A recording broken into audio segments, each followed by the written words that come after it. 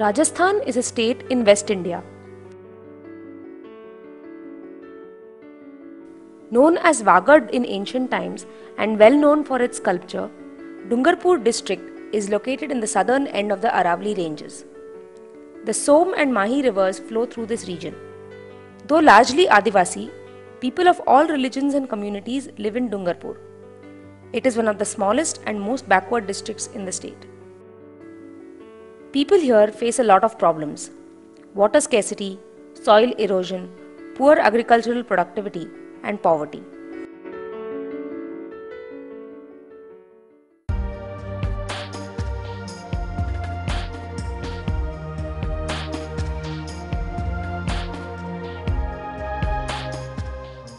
Human beings and the environment are dependent on one another. This is a question of existence of communities that are dependent for their survival on this environment. In resource-scarce environments, the dependence and need of communities is more acute. So watershed development provides us with an opportunity for natural ecosystem management and development. This is a proven scientific technique through which flowing water can be halted, retained in the soil, and water can be conserved.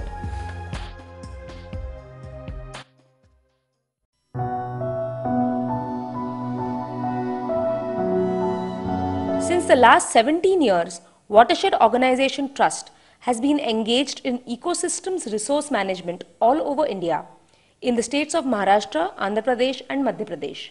Using this wide experience, Water started working with the rural disadvantaged people in Rajasthan, and Dungarpur district was chosen to implement the Watershed Development Program.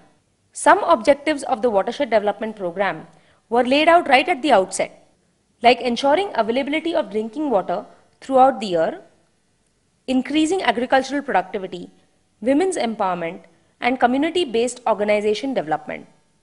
Along with its partner organization, Dungarpur-based Wagad Jan Jagruti Sanstha, Water decided to start implementation of the Watershed Development Program in Sarkankopcha and Maitali villages of Dungarpur district. The entire community from these two villages contributed Shramdan for 4 days, and the Watershed Development Program began. But this beginning was not so simple.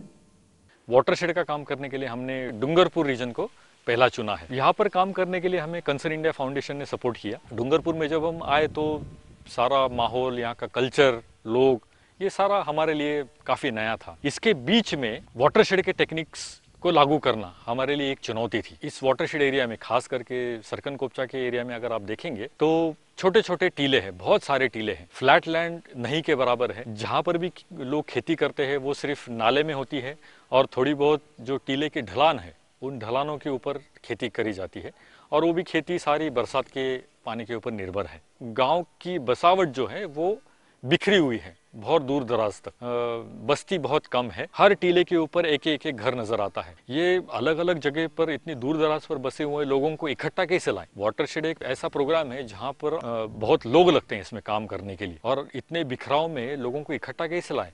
समूह बनाने हैं तो महिलाओं को इकट्ठा कैसे लाएं? ये एक बहुत बड़ी चुनौती हमारे सामने थी। फिर हम लोगों ने गाँव के लोगों से बातचीत की। फिर गाँव के लोग, कुछ लोग जो एक्टिव थे, उन लोगों को चयन करके दरेवाड़ी वहाँ पर इनको प्रशिक्षण देने के लिए और वाटरशेड का जो कॉन्सेप्ट है उसको समझाने के लिए वहाँ पर उनको विजिट कराया गया। इसके बाद यहाँ आने के बाद इन लोगों के साथ पहला जो 4 दिन का प्रारंभिक श्रमदान है शुरू किया गया था। अब पहले यहाँ काम शुरू जब करवाया सर, तो यहाँ पहले लोगों का पहले से ये इस काम के बारे में जानते नहीं थे, तो काम एक नया था ये, तो इस प्रकार से सारे लोगों के बीच में ये हमारे को विश्वास नहीं हो रहा था। सारे लोग ये क्या, कभी कभी लोग कहते थे कि ज़मीन ले जाएंगे, कभी खाते में कर रहे हैं, पट्टा मांग रहे हैं, ये सारे उनके सारे सवार थे पड़ी हुई। तो फिर यूँ करके जैसे तैसे करके मनवा के कांजी भाई के यहाँ पर हमने श्रमदान किया। तो सबसे पहले हमने 4 दिन का श्रमदान किया, वो कांजी भाई के भीड़ में सभी गाँव वालों ने मिल के, जहाँ 4 दिन का श्रमदान किया सबसे पहले। उसके बाद बारिश भी कम हुई थी और कम होने के कारण भी वहाँ पर घास का और फसल का, मक्का का थोड़ा परिवर्तन देखने पर सब लोग वहाँ काम करने के लिए तैयार हो गए। In the Water Vasundhara Watershed Development Program, the land is treated from ridge to valley for water and soil conservation. This starts with participatory net planning. The net plan is made by a net planning team that includes the farmer couple who own the field where the net plan is to be done, 2 members of the village development committee, and an engineer. For net planning, there is a map of the village which gives the location of the field and a hydro marker which helps in measuring the slope of the land. There is also a form in which details like soil depth, texture, slope, present land use, and proposed treatments are mentioned. A diagram of the field is also drawn so that the farmer can easily recognize his field. The land measured by the Vasundhara Sevaks is compared with the original government records procured from the Patwari. Then the details of the form are discussed with the farmer family regarding the possible treatments along with the costs. The farmer and his wife ratify this by putting their signatures on the form. सबसे पहले काम CCT का हुआ sir, ऊपर ridge line से, ऊपर की line से, तो सीसीटी, आरएसबी और जीपी। उसके बाद बारिश हुआ, उस वक्त हमने आरसीटी की, आरसीटी करके फर्स्ट साल में ही पौधे लगाए सर। हाँ, और घास के बीज डाले सर। पौधे तो सर सागवन था, बांस था, नीम था, इमली, ये हाँ जंगली जलेबी थी।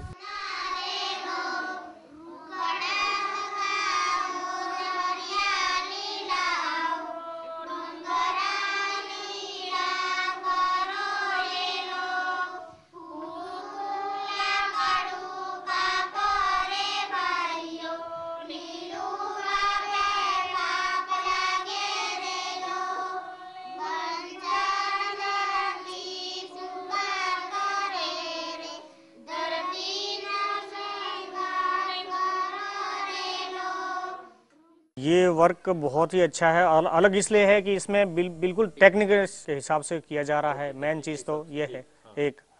दूसरा, इसमें भविष्य का जो सोच है उसको पॉजिटिव रखते हुए ये कार्य कर रहे हैं। दूसरी बात, वाटर लेवल का मुख्य आधार है ये वर्क।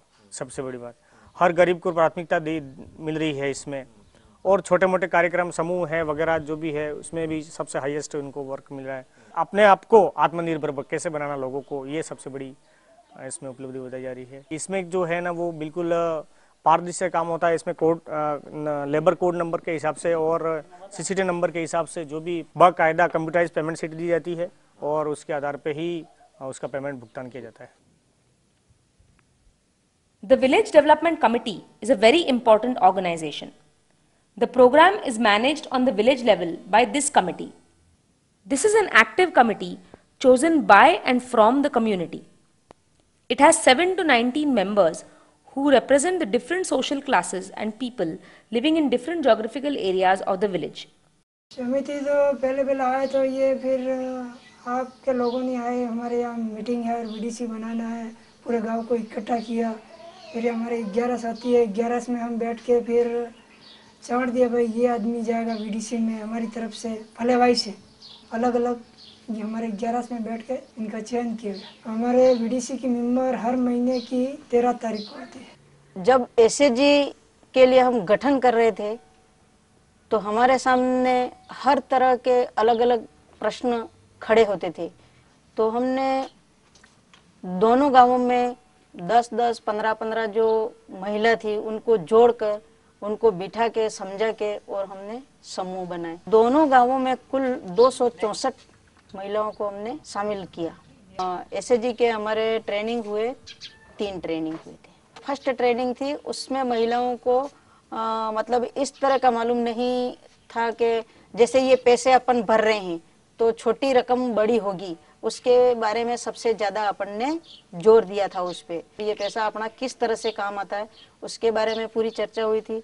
तो उस टाइम पे ये बताया था कि अगर अपने पास में पैसा है तो इमरजेंसी किसी को भी कोई बीमार हो गया या किसी के घर में किसी तरह की कोई कठिनाई है तो अपने पास में सेविंग है तो अपन इकट्ठा पैसा निकाल के उसका उपयोग कर सकते हैं। तो अपन को कहीं जेवर एवर लेके कहीं दुकान वगैरह पे नहीं जाना पड़ता, किसी को नहीं देना पड़ता। इस तरह से ये अभी तक चल रहा है और ये तो आगे बढ़ना ही है, इनको बढ़ाना है। तो उस टाइम पे जो हमने बचत के पैसे थे वो प्रति सैकड़ा 2 रुपये के हिसाब से ब्याज पे किसी बहन ने लिए और उसमें उस पैसों का उपयोग उस महिला ने ये किया कि आटा चक्की घर घंटी भी लगाई है, किराना की दुकान भी है। इस तरह से छोटे छोटे काम उन्होंने अपने निकाले हैं। 18 जणी जुळाणी ती आम्ही 18 में 15 जणी बार मजूद हाँ ते बार हो रुपया पे कर हम गरावे ते ये सा शक्कर આપણે સાવલ એમ આપણે તેલ એવો નાનો મોટો સો એમ नारियल है એમ सरसों तेल है मीठू तेल है ये वो तो वो થોડુંક અમારે વધારે લાગ્યું હું થાય મારે ઘેરે સબસુરી પણ વાજે મો એવા ની વેતું તે મો કમાડ દે મો મારે કંઈક ધંધો કરવા જો એવા ન્ય જમ્યું તે મારા શરીરને એમ કે સંતોષ મો ન્ય રહું મારે जो आस घेर पास में घेर है ते वी भी गम रहे न्य भी गम रहे ने वाट माते है ती थोड़ा थोड़ा धंधो भी चलता रहे। समूह से जुड़ने से ये फायदा है कि हम लोन लेके कोई भी धंधा कर सकते हैं, आगे दूसरों को सहयोग कर सकते हैं और अपने घर का खर्चा के लिए बचत कर सकते हैं, अपन बच्चे को पढ़ा सकते हैं। समूह से जुड़ने से अपने खुद के भी पैसे और अपन पैसे ले भी सकते और दे भी सकते वापिस में 2% ब्याज देते हैं। मैंने लोन लेके चक्की ली 10,000 रुपये मैंने समूह से लिए और 12,000 रुपये घर के ही खुद के ही चक्की से मिलता है फायदा, घर का खर्चा निकलता और उनकी कमाई बचत में रहती है। और जो एसएजी के अंतर्गत था तो स्टार्टिंग में हमने जो चूल्हे लिए उससे भी लोग कई उपयोग कर रहे हैं जिनके समझ में है वो।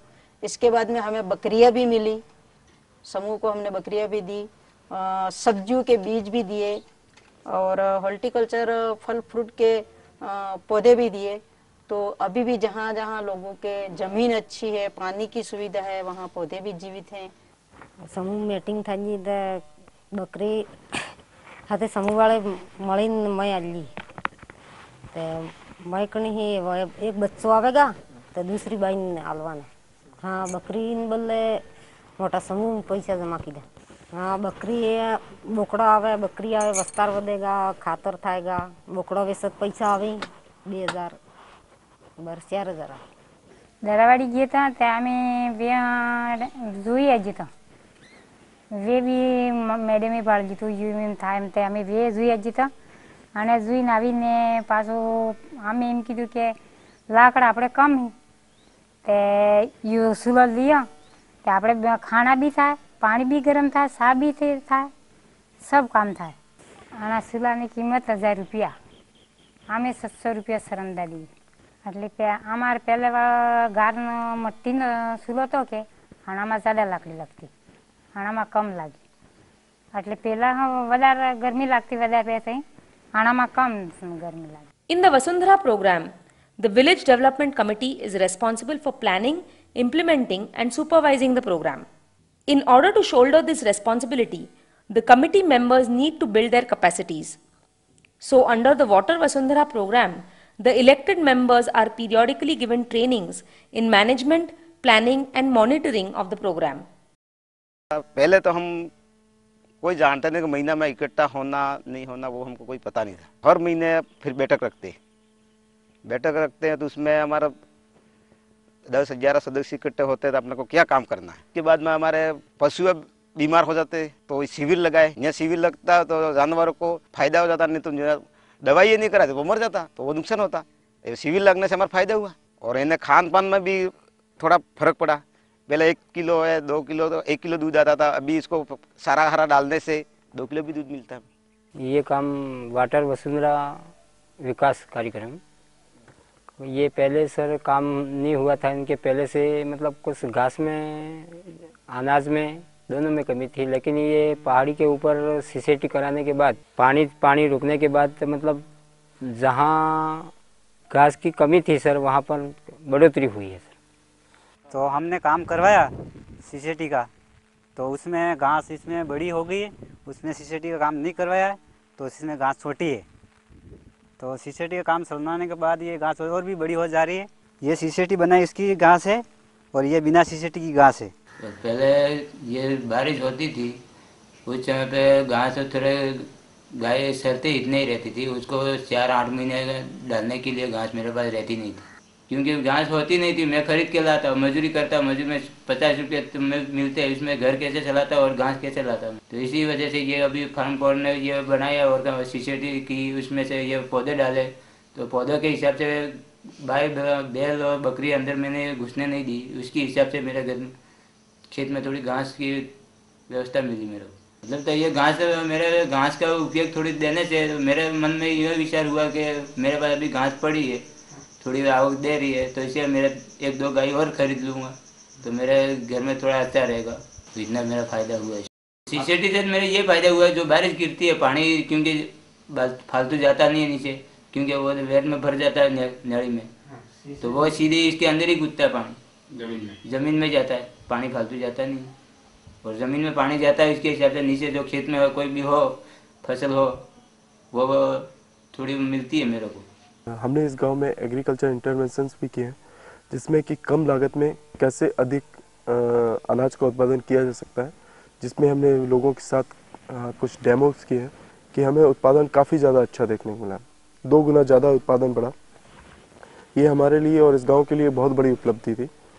पहले हमने डॉक्टर साहब ने बताया कि पानी में चने डाल देना, फिर वो जो चने थे वो पानी में गिर के फिर वो ला के फिर हमने हल से बोए 50 सेंटीमीटर दूर से हमने उसे चने को बोते समय फिर उसने हमने बाद में आए फिर पास में थे, हमने 50 सेंटीमीटर गैप रखा उस चने को।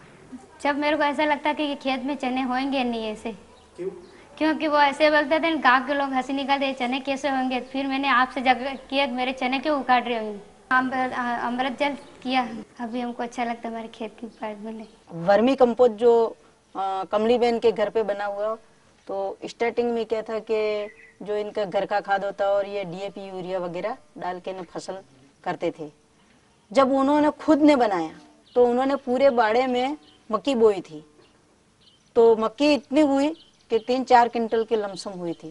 क्या उन्होंने खुद ने कमली बहन ने ये बताया कि हमारा को विश्वास नहीं हुआ कि इतना खाद लगेगा या नहीं लगेगा, या हमारी फसल होगी या नहीं होगी। और उन्होंने ये भी बताया था कि मेरी इतनी आयु हो गई, मैंने मेरी जिंदगी में पहली बार इस खेत से इतना अनाज लिया है, तो उस पर भी इन्होंने फर्क पड़ा। इसके बाद गेहूं बोए जो गए साल, जो गेहूं भी उनको ज्यादा मिले। अभी खास तौर से गेहूं और चने का जो प्रदर्शन कर रहे हैं, तो उसमें गेहूं में 1 एकड़ में करीब 25 किलोग्राम प्रति एकड़ के हिसाब से बीज डला रहे हैं, और उसमें जो है 2 कतारों के बीच में 9 इंच का फासला है, और पौध से पौध भी करीब 4 इंच का फासला होगा। अब इसमें यह है कि एक तो बीज कम पड़ा, आपका लागत भी आपकी कम आई। घना बीज ये डालते थे तो उसमें केवल एक ही शाखा रहती थी, कम से कम जो है 20 से 25 शाखाएं होंगी, और इसकी बालियां भी समान होंगी और लंबी होंगी, जिससे इनका उत्पादन बढ़ेगा। इनका जो है ये वो जान रहा है कि अगर हम इस तरह से खेती करेंगे तो हमारी अधिक उपज होगी, तो ये इसमें बदलाव होता है, लेकिन धीरे धीरे होगा ये सब कुछ। ये जो है In watershed development, different treatments are carried out from ridge to valley. WAT, CCTs, stone bunds, gully plugs and farm bunds are some important ones. Through these structures, there has been a marked increase in water levels here. यहाँ जो एनीकट जो बनाया है, इसके पीछे बहुत सारा वक्त, बहुत सारे विचार लगे हुए थे। एनीकट को जो सपोर्ट किया गया है, वित्तीय सहायता जो मिली है, वो कंसर्न इंडिया फाउंडेशन नई दिल्ली, इनकी संस्था द्वारा मिली है। इसमें एक खासियत ये है कि कंसर्न इंडिया के पास ऐसे परमानेंट स्ट्रक्चर बनाने के लिए कोई प्रावधान नहीं होता है, लेकिन यहाँ की जो वाटरशेड की जो परिस्थिति है, यहाँ की पानी की जो विकट स्थिति है, इन सबको नज़र रखते हुए कंसर्न इंडिया ने इस एनीकट को बनाने के लिए स्पेशल परमिशन दी गई थी। इस एनीकट के द्वारा बहुत सारे लोगों को यहाँ फ़ायदा मिलने वाला है। विड्थ ऑफ नाला, उसका सारे मेजरमेंट्स वगैरह सभी लोगों की उपस्थिति में लिए गए। लेने के बाद इसका डिजाइनिंग, एस्टिमेटिंग, कॉस्टिंग का काम शुरू किया गया, और डिजाइनिंग कॉस्टिंग के हिसाब से इसका 3-4 लाख रुपया करीब एस्टिमेट बैठा था, और उसको सैंक्शन के लिए अपन ने उदयपुर भेजा। उदयपुर से आगे फिर अहमदनगर से CI पे सारा प्रोसेस हुआ। इस एनीकट को बनाने के लिए जो मदद की है कंसर्न इंडिया ने, उसके लिए मैं उनका खासा धन्यवाद देना चाहता हूँ। यहाँ पर आप देख सकते हैं कि ये एनीकट का जो फ़ायदा है वो ज़्यादातर के यहाँ के किसानों को होने वाला है, और जो कुएं भी है वो नालों के बाजू में ही बनाए हैं, तो इस एनीकट का ज़्यादातर के फ़ायदा इन कुओं को होने वाला है, क्योंकि ये कुएं बहुत ज़्यादा समय तक रिचार्ज बने रहने की संभावना है। 15 साल तक तो क्यों मेरे को कुछ उपयोग में लिया नहीं, फिर ये काम आया ना, फिर मैंने ये काम करवाया, पूरा मलदा निकाला फिर ब्लास्टिंग करवाया। मलदा निकालने का हमारा सरंदा था, पहले 30 फीट गहरा था, इसके बाद 6 फीट और गहरा करवाया। हाँ, पानी तो पीने के लिए और वो गाय भैंसों के लिए सब करते हैं उपयोग में। कुछ भिंडी है, कुछ टमाटा है, ऐसी सब्जी इसमें करेंगे। During the course of the program, the heads of all organizations involved in village development visited these villages, appreciated the efforts of the people, and provided much needed suggestions and inputs. Among them, CIF Country Director Ms. Fatima, Assistant Manager Programs Manasi Bhatia, Bipasha Patnaik, Pritika Chand, and Nidhi Singh directly interacted with the community. Also, the Managing Trustee of Water, Mr. Crispino Lobo, and the Executive Director, Marcela D'Souza, toured the villages and interacted with the people. कार्यक्रम जब शुरू किया था तो उस वक्त गांव में जो पानी था वो लगभग 7 से 8 महीने के लिए ही मिलता था, लेकिन आज की तारीख में कार्यक्रम होने के बाद पूरे साल भर के लिए लोगों को अब पर्याप्त पीने के लिए पानी गांव में ही उपलब्ध है। कार्यक्रम शुरू होने से पहले तो 3 से 4 महीने तक ही घर में खाने के लिए अनाज पैदा होता था, और अब कार्यक्रम खत्म होने के बाद लगभग 7 से 8 महीने तक अनाज उनको खाने के लिए मिल जाता है। मुख्य फ़र्क जो देखने को मिला है, पहले लोग ज़्यादातर के मक्की लेते थे और कुछ चुनिंदा जगहों पर जहाँ पानी थोड़ा बहुत है वहाँ गेहूं की फसल लेते थे, लेकिन आज की तारीख में लगभग पूरे गांव में सभी लोग मक्की तो लेते ही हैं, उसके अलावा गेहूं की फसल लेते हैं, चावल होता है, उड़द होता है और लोग चना भी लेने लगे हैं। इस काम करने के बाद घास की पैदावार इतनी बड़ी है कि लोगों ने घास को बेचकर अपनी आजीविका चला रहे हैं। गांव में पहले सिर्फ ग्राम पंचायत ही हुआ करती थी। कार्यक्रम आने के बाद इस कार्यक्रम के तहत ग्राम विकास समिति बनाई गई और दूसरा महिलाओं के समूह बनाए गए। ये ग्राम विकास समिति अब जलग्रहण का कार्यक्रम खत्म होने के बाद अब नरेगा से होने वाले कामों में भी रुचि लेने लगी है, और जो समूह है वो अब अपने भविष्य में आगे किस तरीके से आगे बढ़ना है उसके बारे में अब सोचने लगी है।